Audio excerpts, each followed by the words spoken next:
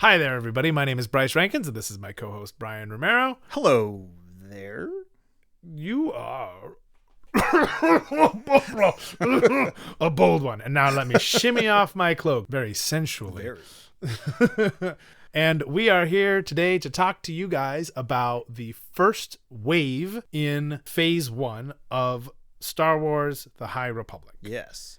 More specifically, we're here to talk about the books that came out in Wave 1 of Phase 1. Yes, indeed, we are. And all of the ways that those books are interweaving and making sure that you can keep track of everything that's going on within those books, as well as maybe a little bit on which to read first, which to read second, etc., etc., etc. Yeah. Keep in mind, this is a non-spoilery update on everything. Yeah. So strap in and hold on tight, because this is the Starlight Archive, and this is where the fun begins. Wizard.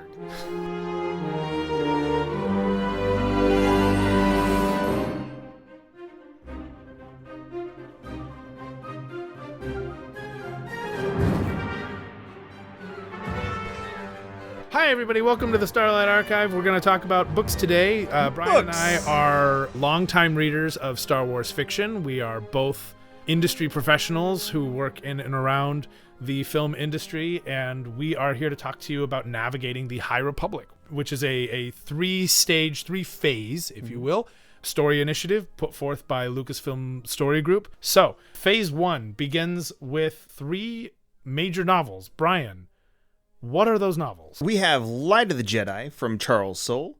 We then have A Test of Courage from Justina Ireland. And then we have Into the Dark from Claudia Gray. Nice. So let's start with Light of the Jedi. Charles Soule, he's not unfamiliar to the Star Wars universe. No. So his first book with the Star Wars universe was actually the Lando miniseries that came out. I loved the Lando miniseries. It was I didn't great. realize that was Charles Soule. Yeah. So he did that. He put in a couple little Easter eggs here and there that ended up leading to a few other books, which led to a couple other books, which led to a couple other books.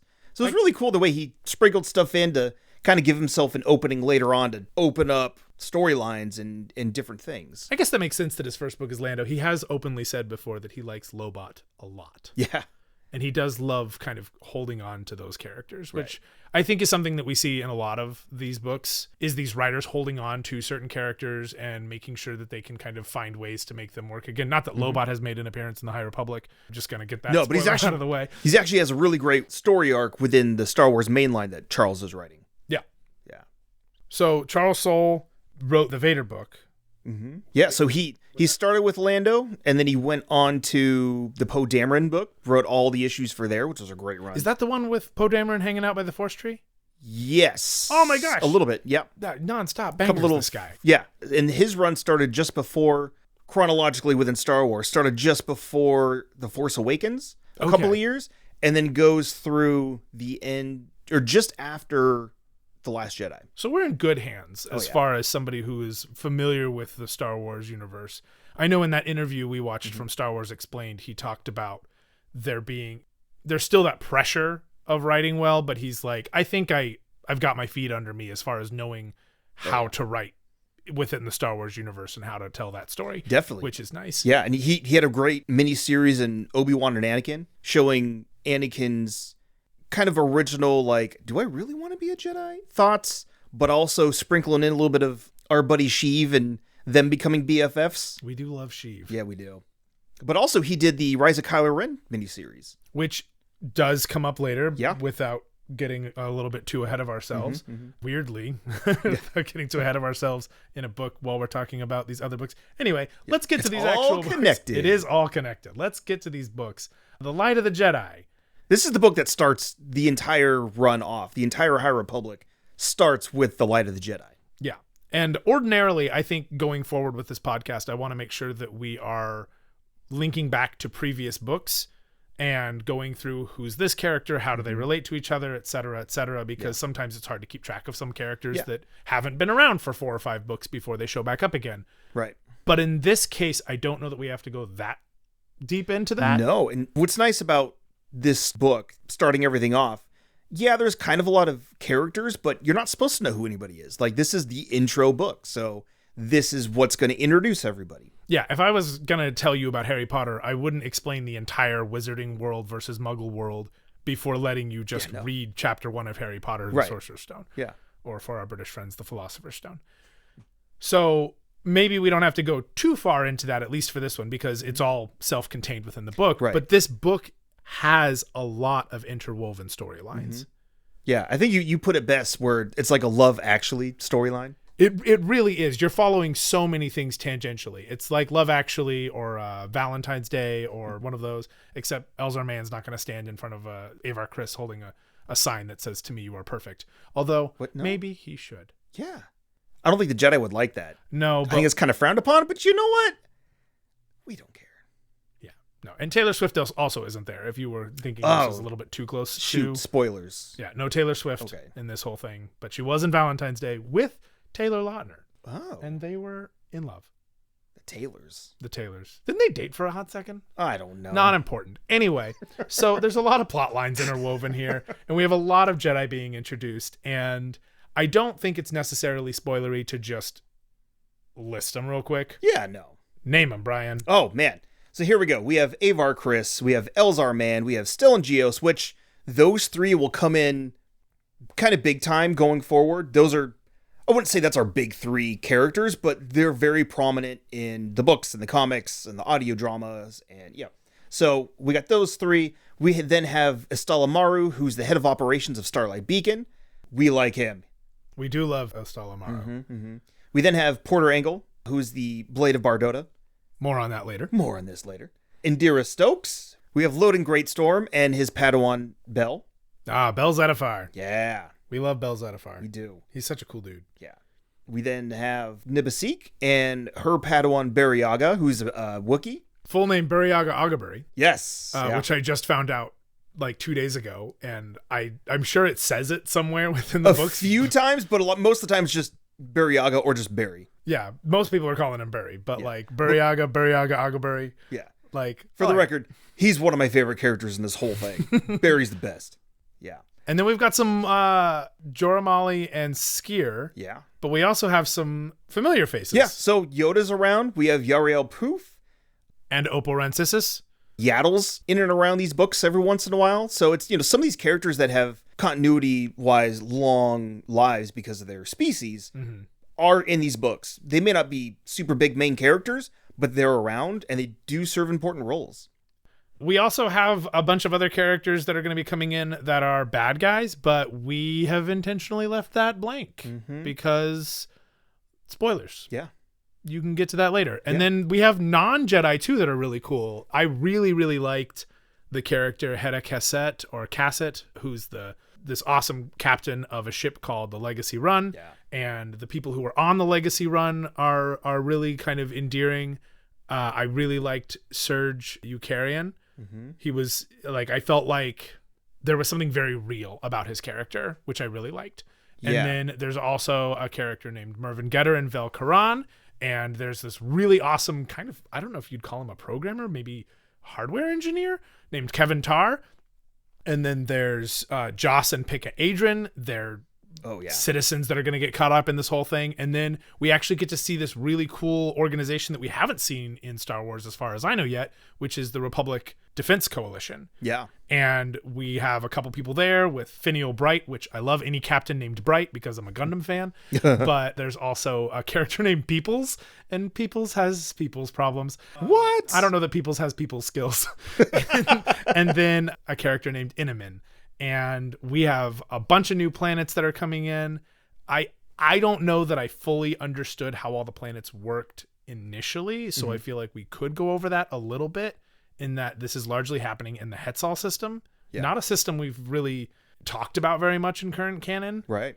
But it is a farm planet, and the whole system is kind of dedicated to agriculture, because if you're going to have biomes, you might as well have urban development planets too. Yeah. So of course, where's the farm planet? Yeah. So Hetzal Prime is the farm planet. It's got a rooted and fruited moon, which I love that. The rooted and fruited. Rooted and fruited. I feel like that's how I should say things are done or on their way to be done. Yeah, like, yeah. Oh no, they're rooted and fruited, bro.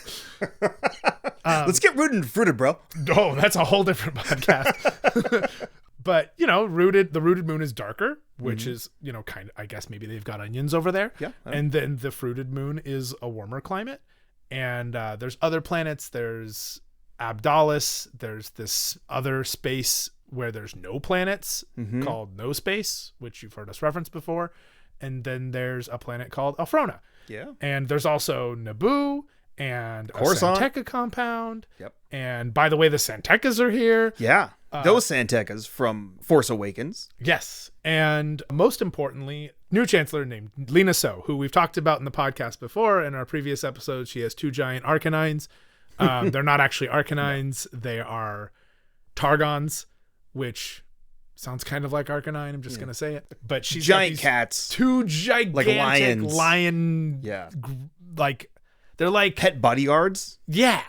Yeah. They're super cool. And right. she is trying to get this republic into this new era of expansion, but not in a, we're taking over this grand empire. Right. It's much more like let's all help each other and grow. And like, it's this kind of benevolent expansion, which we all have seen historically how sometimes that can goes not great. Necessarily go as well. And I think they handle it in a really neat way. I feel like in this book, they set themselves up for success. Yeah. And then things happen. Yeah. So, and we've got some cool ships in this one too. We got the Legacy Run. We have like a monitoring station. We have the ship called the Third Horizon. What's the one? The Ataraxia gets introduced, which that's is a big super one. Cool. Defense Coalition ships. We've got this really cool ship that only Jedi can fly called a Vector. Right. That is, the way they lock that out is some really neat world building, which I think is cool. Yeah, with the lightsabers. Yeah, you'll see how that works when you get to the book. And if you want the full spoilery version, then let's just listen to our later episode where we give the full spoilery version, and it'll be very clearly marked that it's the spoilery episode. So if that's what you're looking for, so the most basic of basic plots, Brian, how would you describe this? It's almost like there's 7 or 8 different plot lines happening, and as the book goes on, one plot line starts forming into another plot line, while the other 2 starts forming into one, and they each kind of all sync up towards the end. Yeah, they do all kind of converge together. Yeah. Much like Love Actually or Valentine's Day or one of those. You're watching a lot of individual stories kind of come together, find their way together for one thing. And I've heard it compared to a sort of Marvel universe, sort of Avengery kind of thing, in that you have each story is its own thing, but important to the overall plot. Yeah. And some people have liked that, some people haven't. I personally thought it was really cool. I found that Charles Soule handled it extremely well. More on that on the spoilery episode. Yeah. Then we move into what is one of my favorite books in this entire phase, Into the Dark. Claudia Gray is no stranger to Star Wars. No. She's fantastic. She's written pretty much most of our favorite books in new canon. She wrote Lost Stars. She wrote Lost Stars. Yep. She did Master and Apprentice. That's one of your favorites. Oh my God, I love that. Yeah. She also did Bloodline. Bloodlines was really good. That was one of the first times within the post Ridge Tridge era that I really enjoyed. Yeah. Because I wasn't super into the storyline structure of Aftermath, so I didn't really go very far into those stories, but I really, really liked Bloodlines, and I liked what they were doing with Leia's character and building toward, and I felt like it really did flush out the sequel trilogy's Leia a lot more. Definitely. But yeah, Claudia Gray is absolutely fantastic. She's written plenty of novels, also comes from the novel side of things, not from the comic side of things. Right. Though that time will come. Oh, yeah. We're very happy about it. So in Into the Dark, there's a whole bunch of characters, but it's much, much more self-contained than Light of the Jedi. Definitely. Light of the Jedi has all sorts of things happening all across the galaxy, and about 2 of those events directly are going to affect this story in a very large way, but not in a way that is overly complicated. Yeah.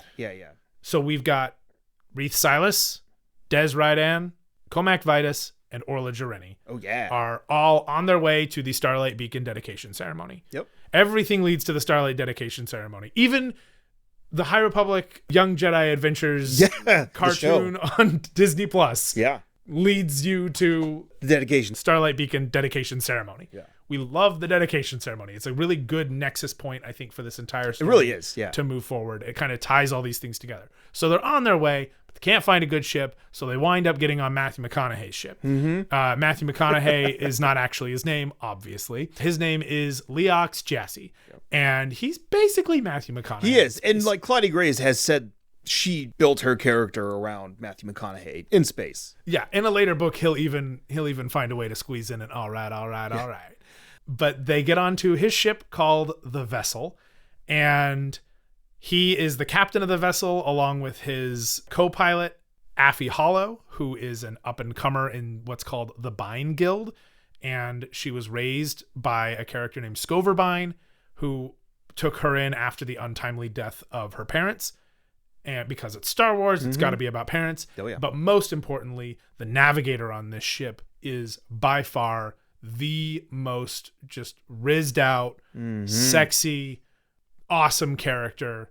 And his name is Geode. Yes. He's a wise man, a few words. He's a Ventian. And he basically looks like a large rock. Yeah. He's a large rock.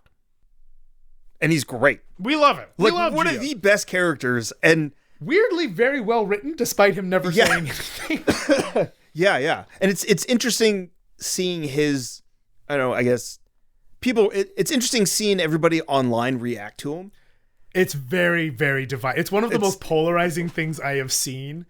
Yeah. In a very even division. Of all things in Star Wars, yeah. Yeah, like Star Wars fans have a sordid history of getting angry over certain little things, and watching them get angry or get excited about Geode is like this beautiful 50-50 split. It's so good. Of people going, dude, he's amazing, while everyone else goes, he's a rock. He's a rock. I don't get it. Yeah. But like, it doesn't make sense. It's like, it's Star Wars. What about Star Wars makes sense? Now, I disagree. Mostly. I disagree necessarily with that mentality, because I feel like Star Wars still exists and makes sense. It's very grounded. With its own, within its own rules. Yeah. But truly, like, what the Ventians can do, who the Ventians are, their lifespans, how they live, and the way they deal with him moving around the ship and maneuvering is this kind of, I don't even want to give any more away. You'll understand. You'll understand when you read it why this has become such this point of contention. There's also a whole bunch of other characters in this story. There's a character named Nan who kind of finds friendship with Reith Silas, and there's a character named Heg who takes care of Nan, and then there's a whole bunch of other people that aren't really named. You know, they're just kind of other crews, because this is very much a we're trapped story as well. The events of Light of the Jedi lead to a lot of people not being able to do anything, and we'll talk more about the third version of that problem within the comics episode that comes up after this. But basically, a number of ships, including some cargo haulers and some passenger ships, some of which have like hundreds of people on them, they all get stranded in a dying star system. And the sun... What's in the star system? There is a space station in said star system, and there is a dying star. So they go to the space station.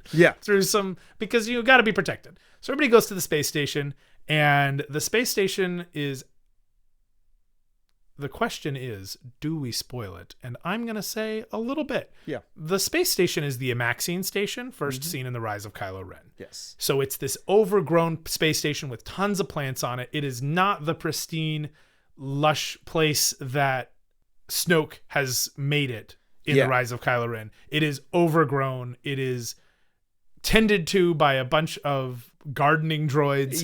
They don't know what's really going on. They're just kind of doing their daily tasks. In some areas they're weirdly protective, and others they just kind of let people pass. It's very unclear. But the Amaxine are an ancient race of warriors, kind of like the Mandalorians. But they were around thousands of years ago and eventually disappeared. But the station is kind of, everybody's not, I wouldn't say everybody's really known about the station, but it's not unheard of. And these people aren't unheard of. In fact, the first mention of the Amaxines are in Bloodline. Oh, really? That's super cool. I did not know that. Claudia Gray bringing it back. Like we said earlier about bringing in the things you've already written about and getting to re-mention them and tie your stories all together. And expand on them and stuff. But yeah, so the space station is around and things happen. Yeah. So the ships all get grounded, spaced, floated. Floated. They get stopped. Yeah. They're not allowed to get on the freeway anymore because the freeway is closed down because of events that take place in Light of the Jedi. Yeah. And while the freeway is shut down, hyperspace lanes, we're talking about hyperspace lanes. Right. While those are shut down, all these people wind up stuck on this space station, stuck together in this, we've got to figure out how to live together because we can't go anywhere right now. And so you've got slavers and passenger haulers and just general people going out to the frontier. A couple of bounty hunters and pirates. And, people who are just trying to make a life for themselves and some in more sketchy ways than others. Yeah. Good way to put it. Yeah. So we've got all these guys on there and we've got our character Reith, who is this bookish... He's a bookworm. He's a bookworm. And he's awesome, but he's a bookworm. And he likes the archives. And he loves this. Yeah, he loves the Jedi archives. He loves learning, and he doesn't really want to leave Coruscant. No. And his master, Jor Amali, says, no, you got to leave. You got to come out and hang out at the Starlight Beacon. You got to see the galaxy. That's how you also learn things. Yeah. And her former Padawan, Des Rydan, is his total opposite. Oh, yeah. He is a suave, attractive, charismatic guy who has no qualms with going and getting a little friendly with the locals. Yeah. Maybe even a little promiscuous, because flirting and charming up the locals doesn't necessarily mean you're getting attached. No. In fact, not being attached makes it probably a little easier for the guy. Right. But Des has got his own thing going on. He's very much a adventurer. You know, Des is the sort of Jedi that you hear about in the Hollows, who's out on the frontier doing crazy cool stuff, and that is not what Reith wants to deal with. Not at all. And he and this guy basically get paired up to go to the Starlight Beacon dedication ceremony. And then Orla Jarini and Comac Vitus, who are old pals from their Padawan days, the Padawan pals, as soon as things start going awry, they start remembering a previous time when things went awry, dealing with a conflict between Iram and Erono, or Irano, depending on where you're from. Yeah. But those two planets were at war for a very long time, and their conflict and the fallout of their conflict and the seeds of mistrust that have come from that conflict will kind of color any of their actions as the rest of this High Republic story takes place. And we get some really cool flashbacks just to see, what happened, what didn't happen, what they went through, and kind of why some of these memories are repressed. And it gets a little heavy sometimes, but it's really well done, really well written. And this is a YA novel. It's not necessarily a young reader novel like Mission to Disaster was, which I don't know that we necessarily covered that, but Light of the Jedi is an adult novel. Right. Mission to Disaster is very much a older elementary school novel. This is the book that you're going to give to a 3rd to 6th grader and they'll be just fine. Yep. This is much more your middle school, earlier, younger high school. And even then, but the plot line is still very mature. Yeah. And even for all these books, I think we've mentioned on our previous episode that pretty much the main difference between all these books isn't necessarily who it's written for. Yeah. While it's there a little bit, it's basically the age of the main characters. Truly. Reith Silas is kind of the main character of this book, and he is still a Padawan, and he is a teenager. So this book is a YA novel because he's a teenager. Yeah. And they write it from basically his point of view. Yeah. And Mission to Disaster, while it does include Vernestra Rowe, who is also a teenager, it largely focuses around Avon Staros, who is a very young child. Yeah, and they're Imri, 12, who's 13, kind 14. Of immature, like a bit of a preteen. Yeah. Those two are somewhere between like 9 and 12. They're learning who they are, and they're coming into adolescence, but they're not like in adolescence the way that Reith is. Right.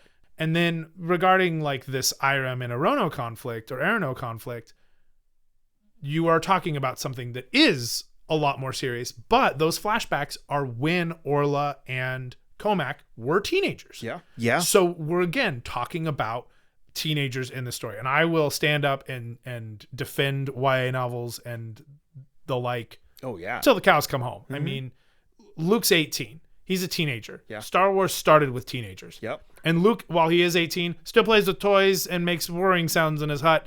We saw it. It's on screen. It's on screen. It's proven. So, like, he's not necessarily the most mature. Now, Leia, she's over there, 5 seconds younger than he is, and she is, a senator. Right. And doing rebellion stuff. And Luke just wants to go down and get some power converters. So we've been dealing with teenagers for a long time. Don't let that shy you away from this story. Yeah. It's so good. Yeah. And the things that we talk about within the things that the book talks about, there is a little bit of Sith stuff going on. Not Sith people, but like historical Sith stuff, historical Amaxine stuff. So we are building kind of into a little bit of old canon lore indirectly, which is really cool. Yeah, and we're building really into nice. Old Republic lore, which is really cool. Sith War lore, which is really cool.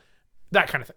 So I feel like if you take this story for sure and you take Light of the Jedi, like you absolutely read both of those. Yeah. You will get a lot from one overarching like story, and that this is kind of unrelated to what's going on there. But this book basically starts and ends in the middle of Light of the Jedi in a sort of way. Yeah. But because it's so externally related, again, read it afterwards. Yeah, definitely.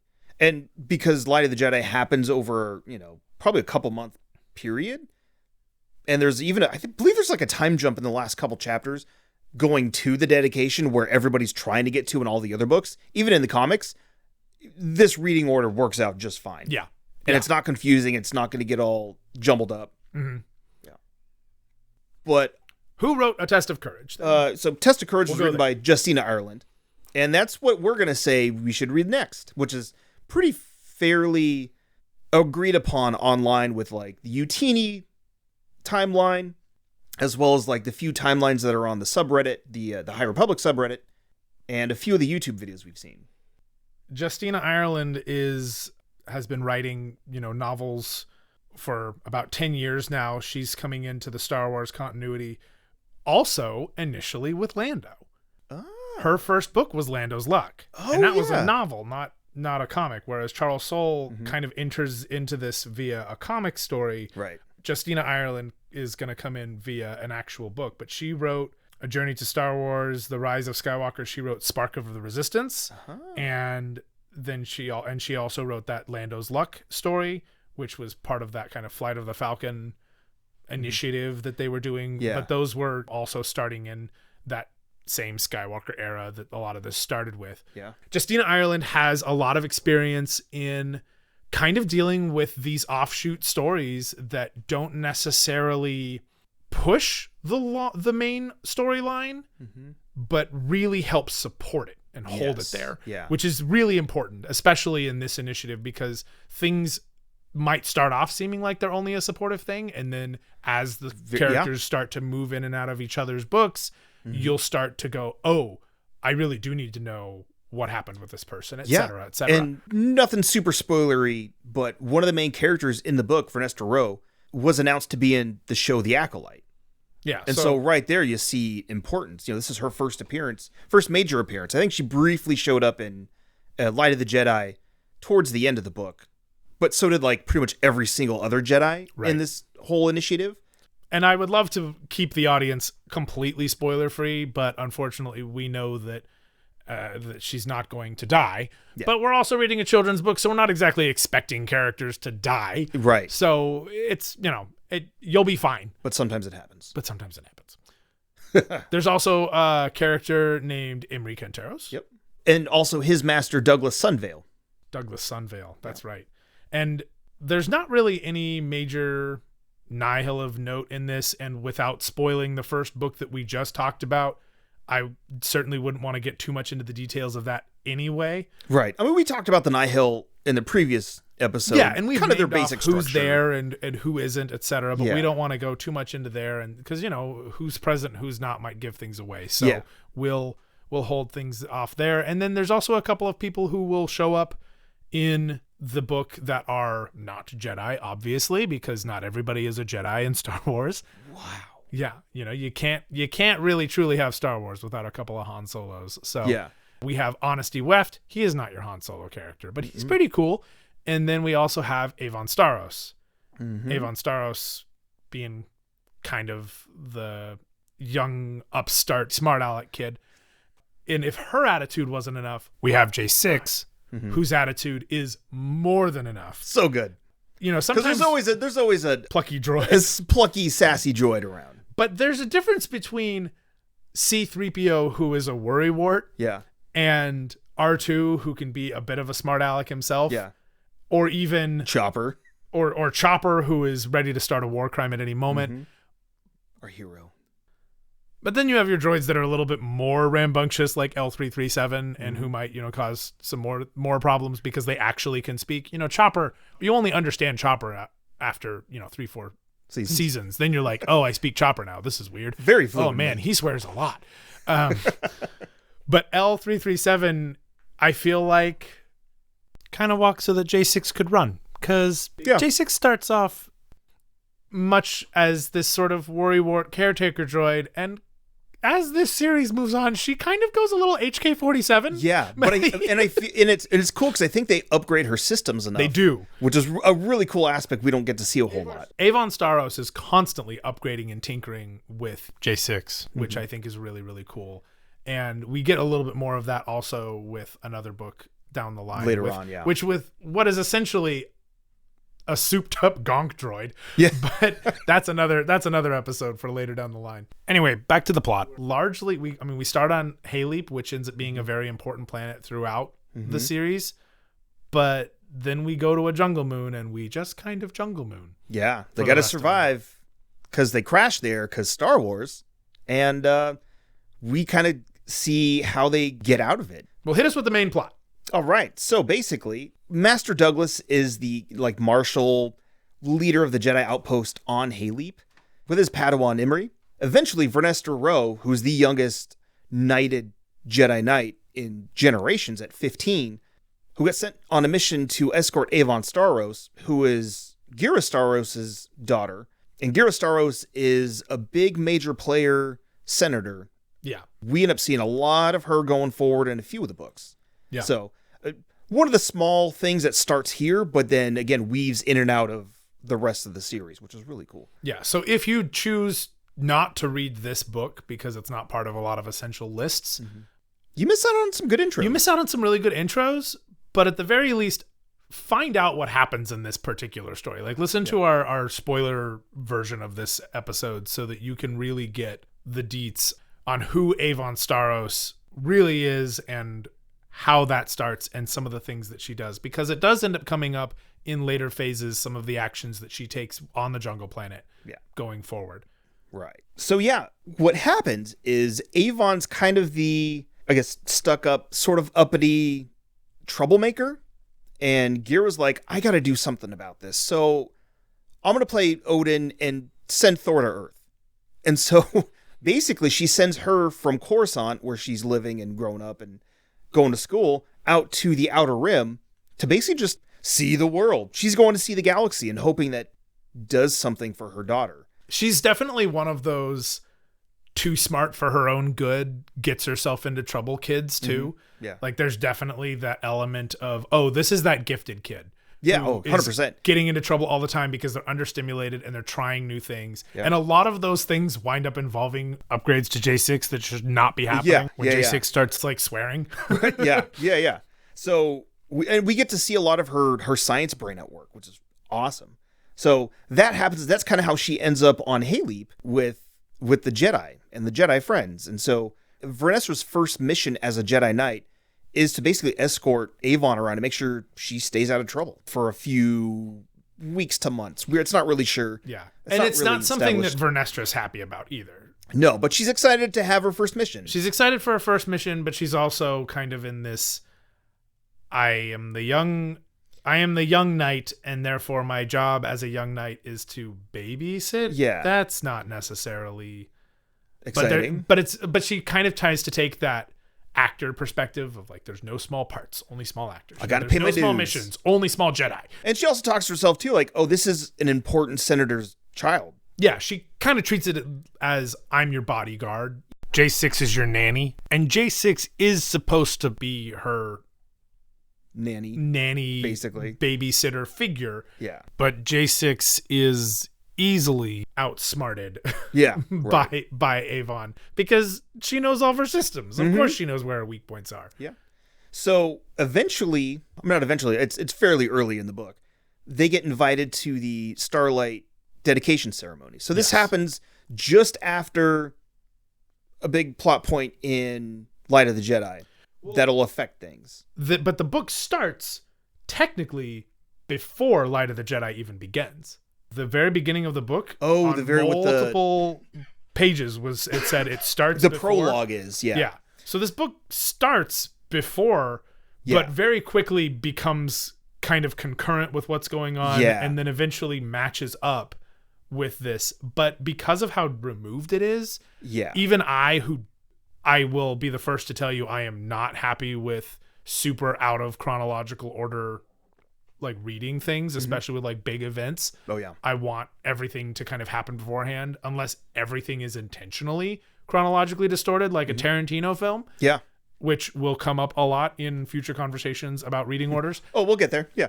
For me, I still feel like this book in its entirety should be read after Light of the Jedi has already happened. Definitely. Yeah. So, like I said, they get invited to go to the Starlight Beacon dedication ceremony, and on their way, some things happen, and that's where the rest of the book happens. Yeah. And most of this information we've told you, you're going to learn anyway within the book, but when you get to it, I think you'll have an easier time remembering it once if you've listened to this and then go into reading. So cool. Yeah. Great. And I think that kind of, without giving anything else away, everything else I want to talk about is spoilers. Very spoilery, yeah. But yeah, I think that's pretty much it for the books. Like we said, a lot of these characters that are introduced and some of these storylines do kind of bleed out into the comic books, which we're going to talk about next episode. Yep. Yeah. I'm very confident that going forward from this particular story wave, that going forward, you'll want everything else. If you read these and you're into it, you're going to love everything that goes forward from it. Definitely. It only gets better. And I thought Light of the Jedi was fantastic. The guy from Star Wars Explained says it's one of his favorite books in Star Wars canon. Alex, yep. And I truly feel like this was such a strong start for this. And I think we can talk a little bit more about that in our spoilery episode that kind of breaks down the actual plots of these. But please go read them. And if you have, tell us what you think. Make sure you find us on our socials. Go ahead and smash that like button and subscribe to this podcast so that you can get informed when we post the next ones. If you're listening exclusively to the spoilery ones, then let us know that you're doing that. Let us know how you're liking it. Let us know what you want to talk about. You can find us on Instagram at the Starlight Archive Podcast. And you can, of course, find us at our other channel, Sneaky Geek, which is our kind of flagship podcast for our network. And then, of course, you can find myself at Bryce Rankins and Brian at BROM1137. We'd love to hear what you think about the podcast. So we'll catch you next time. And in the words of Elzar Mann, the Force doesn't feel the need to announce its actions. It just acts.